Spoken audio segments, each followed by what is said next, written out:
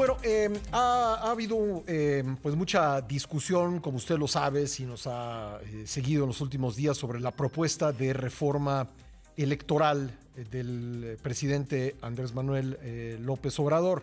Él ha hablado mucho de esto en la mañanera. Ayer pues comentaba, ayer y antier, de hecho, con motivo de las elecciones en Brasil, pues comentaba que su propuesta no pretende destruir al INE, sino mejorarlo, y entre las cosas que dice el presidente pueden mejorar es ir a ver a Brasil por qué se pudieron dar tan rápido los resultados electorales en la segunda vuelta de la elección presidencial, donde ganó de forma apretada Luis Ignacio Lula da Silva. De acuerdo con el presidente, la gran ventaja del sistema electoral brasileño, yo creo sinceramente, con respeto, que está simplificando las cosas, pero en todo caso, él dice que la gran ventaja es que Brasil utiliza urnas electrónicas y que valdría la pena que las tuviéramos en México. La verdad es que sí ha habido experiencia en México con urnas electrónicas, se han usado de forma limitada, pero creo que vale la pena hablar de esa experiencia, y por eso le llamamos, y le agradezco mucho que haya aceptado la entrevista, al maestro Carlos Arredondo Cibaja, analista político y exconsejero del Instituto Electoral de Coahuila, estado en el que se han usado urnas electrónicas. ¿Qué tal, Carlos? ¿Cómo estás? ¿Qué tal, Pascal? Muy bien, muy buenos días. Encantado de estar en tu programa y entrar en contacto con tu público. Igualmente, cuéntanos en qué años se comenzaron a usar urnas electrónicas en las elecciones en Coahuila. Mira, aquí en Coahuila tenemos una experiencia bastante larga, la más larga de todo el país en el uso de estos dispositivos. Se comenzó en el año 2005 y se utilizaron con fines vinculantes, es decir, las personas no fueron a hacer un ejercicio de votación a las urnas, sino que votaron efectivamente en una urna electrónica en las elecciones de 2005, de 2008, de 2009.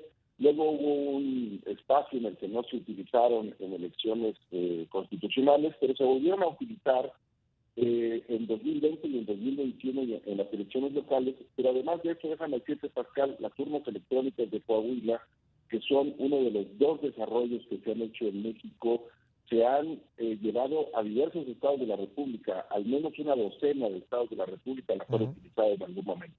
Pero Coahuila es el primero en utilizarlas, ¿verdad? Así es, en el año 2005 fue la primera vez Sí. que un elector mexicano votó en un dispositivo electrónico. Ya, ¿en cuántas, me imagino que el número de casillas con sistema electrónico de votación ha ido aumentando?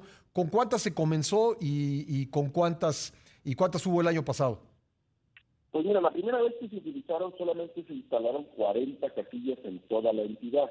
Sí. Y se escogieron lugares en los cuales, digamos, hubiera unas ciertas condiciones, porque era la primera vez que se iban a utilizar. Después de eso el número se incrementó a 100, pero en las últimas elecciones, que ya se organizan de manera concurrente con este nuevo entramado de autoridades electorales que tenemos en México, en el cual el INE y los OPLES organizan de manera concurrente las elecciones, solo se han utilizado 50 dispositivos.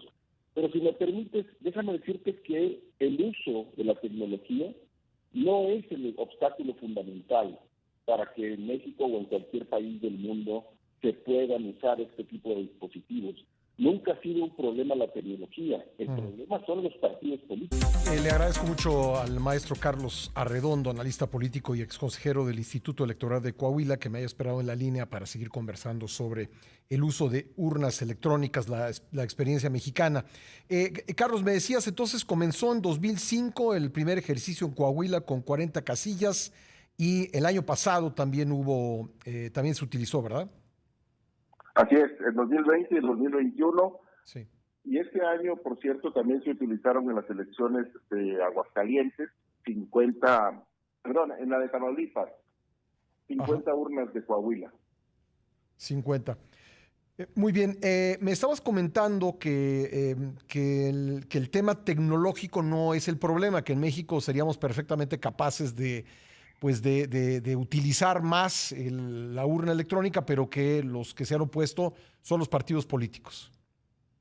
Sí, porque mira, en términos de la tecnología, las urnas electrónicas son máquinas ultra simples.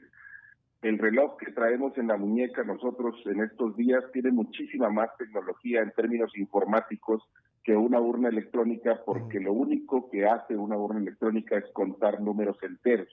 Es decir, una calculadora, cualquier calculadora que tú veas en una oficina es mucho más sofisticada en términos de software. Entonces, la tecnología no es el problema. El problema es construir la confianza y la credibilidad del sistema. Y cosas como las que ocurrieron en Brasil en estas últimas elecciones, con Jair Bolsonaro cuestionando el modelo, son las que han impedido en México en el pasado que esto avance mucho más rápido. Tenemos ya a estas alturas del partido, pues casi 2 décadas de experiencia en el uso de dispositivos electrónicos en México y no ha podido avanzar con rapidez porque los partidos políticos tienen una enorme irresponsabilidad respecto de los modelos de procesos electorales que ellos mismos diseñan. Hoy, por ejemplo, se está diciendo que cómo es posible que en Brasil sí se pueda tener un resultado el mismo día de la elección y en México no. Bueno, pues es que nuestro modelo no está diseñado para eso. Y en el caso del voto electrónico en particular, hay un montón de objeciones que se han puesto en el pasado. Aquí mismo en Coahuila, te cuento, en 2009 íbamos a realizar la primera elección de un ayuntamiento en que en todo un municipio completo, en el municipio de San Buenaventura, íbamos a instalar urnas electrónicas. Tuvimos un trabajo de 6 meses para realizar la implantación del modelo y los partidos políticos en el último minuto comenzaron a alegar que se estaba fraguando un fraude electrónico y por eso la autoridad electoral decidió retirar las urnas y dejar el método tradicional de papel. La confianza es sobre todo el tema central en un proceso de implantación de votación electrónica, Pascal. Claro. Dime una cosa, ¿las máquinas que se han usado en Coahuila y después en otros estados son de fabricación mexicana? Sí, porque una de las cosas que se ha hecho en México es que, con excepción del estado de San Luis Potosí, que el órgano electoral trabajó con una empresa privada, todos los desarrollos que se han hecho desde la autoridad electoral justamente por este problema.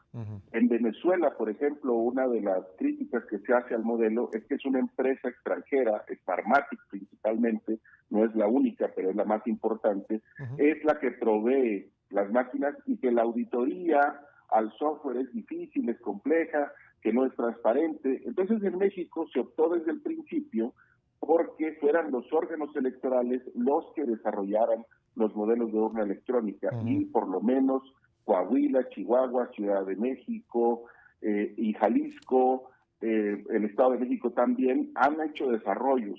Las más consistentes hasta ahora han sido las de Coahuila y las de Jalisco, que son los estados que más equipos tienen.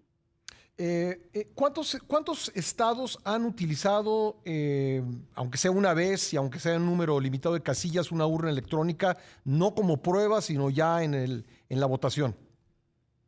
El número exacto no lo tengo, pero por lo menos hace una docena de estados donde ha habido un ejercicio vinculante, donde la gente ha ido a votar y ha contado el voto. En los últimos tiempos, sobre todo te decía, este año, Aguascalientes y Tamaulipas lo utilizaron en las elecciones de sus gobiernos estatales, en las elecciones que hubo allí en junio pasado, 50 casillas en cada uno de los 2 estados, pero si te fijas es un número muy pequeño, y es muy pequeño justo porque las barreras de la desconfianza no se pueden superar. Sí. Y la discusión que hay respecto de que si se pueden hackear, que si se pueden programar, que si tienen un comprobante de papel o no arrojan un comprobante de papel, si ese comprobante de papel la persona que vota lo puede tomar con sus manos o no lo puede tomar. Esas cosas no se han podido superar y tenemos muchos años discutiéndolas.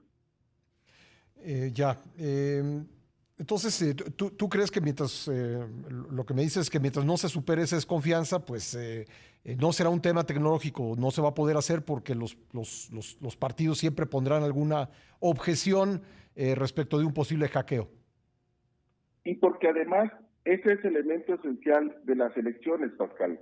La confianza en los resultados electorales y la responsabilidad de los actores políticos en el resultado electoral, en torno al resultado electoral y a las reglas, es más importante que cómo se recoge el voto. Lo que necesitamos más que rapidez es confianza. Eso es lo que hemos vivido en México desde la primera reforma electoral de 1994 y 1996, y es como hemos venido construyendo el modelo de elecciones.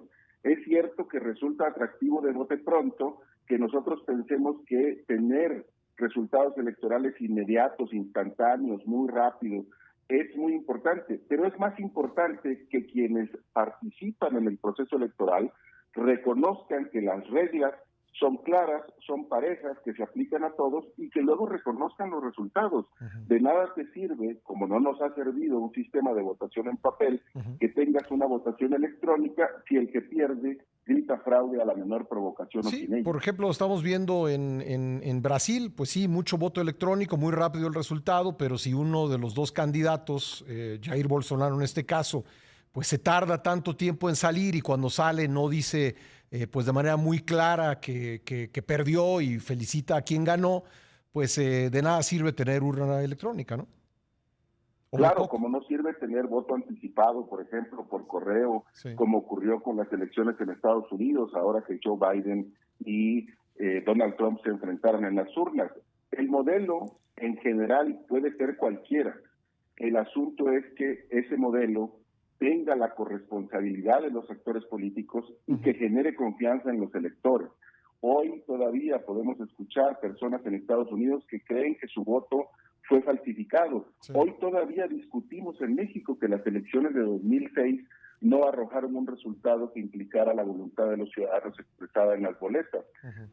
Yo te puedo decir que en 2006 a mí me tocó trabajar en el Instituto Federal Electoral. Yo participé en prácticamente todos los consejos técnicos que llevaron a la implantación del modelo de elección de 2006, y la verdad es que hay una monstruosa deshonestidad intelectual de quienes participaron en eso, y después, porque les conviene, porque vende, porque concita fácilmente el apoyo de las masas, gritan fraude. Estamos conversando con Carlos Arredondo Cibaja, analista político y exconsejero del Instituto Electoral de Coahuila.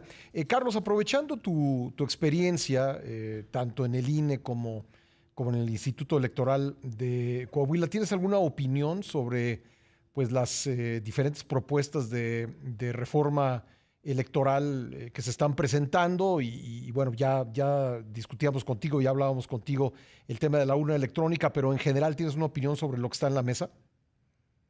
Pues mira, me parece muy preocupante que no se recree una discusión a partir de evidencia concreta y además de objetivos muy claros.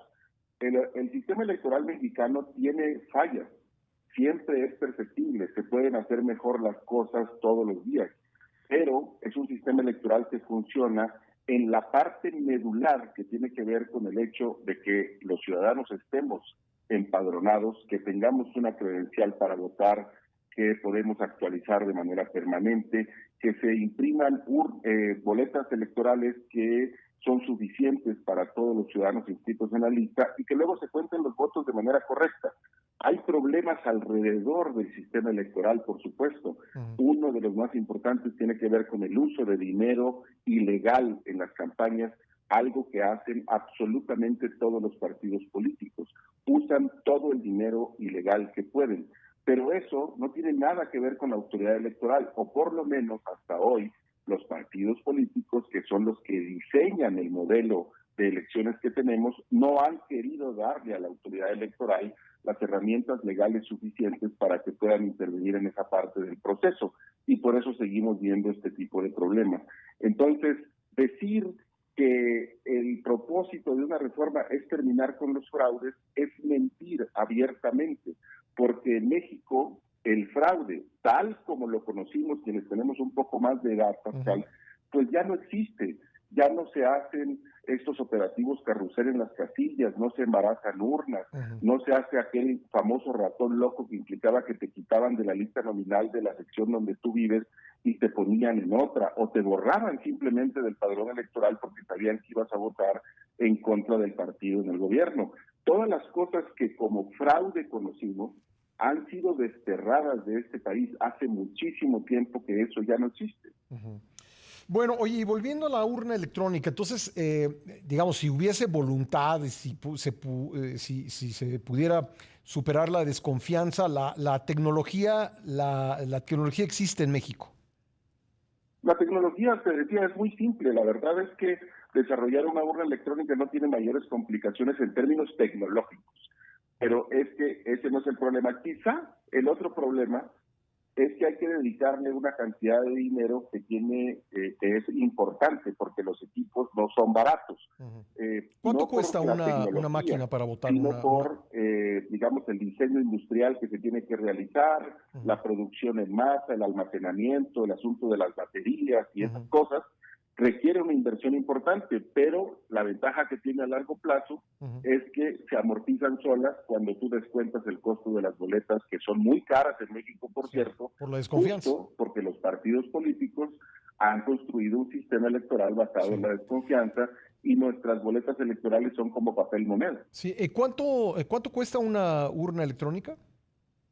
Bueno, las de Coahuila cuestan alrededor de $2,000 cada una más o menos, ya digamos con todo la parte de ensamblaje que se tiene que realizar.